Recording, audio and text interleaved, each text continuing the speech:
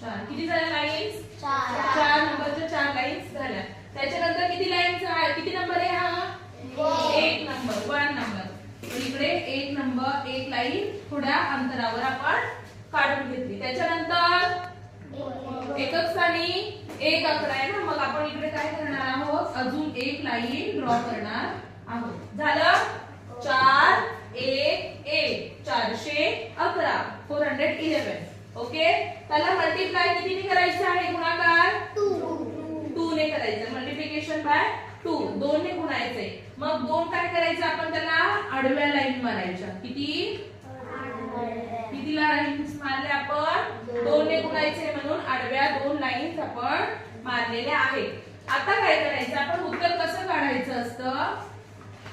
या 2 लाईन या उभ्या लाईनला छेदलेल्या आहेत, बरोबर की नाही? आता ते छेदन बिंदू जेवढे आहेत तेवढे आपण बघायचे. किती आहे? 1 2 3 4 5 6 7 8. या 4 लाईन्सला किती छेदन बिंदू आलेले आहेत? 8. मग इथे पहिला 8 लिहून घ्यायचं.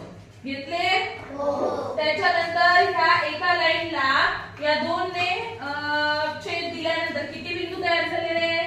1 2 किती झाले? 2. मग 2 लिहायचं. लिहिले? त्याच्यानंतर पुन्हा ह्या लाईनला या 2 लाईनने छेदल्यावर किती बिंदू तयार झाले बघा? 1 2. पुन्हा लिहायचं 2. हे झालं आपलं उत्तर. सोपं आहे? फक्त जेवढे आपले नंबर्स आहेत तेवढ्या नंबरच्या लाईन्स ड्रॉ करायच्या आणि त्याला मल्टिप्लाय कितीने करायचे तेवढ्या फक्त आडव्या लाईन्स मारायच्या आणि जे पॉइंट आले ते लिहून घ्यायचे तिकडे.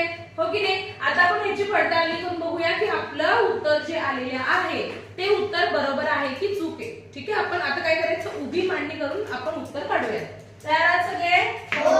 बघा 411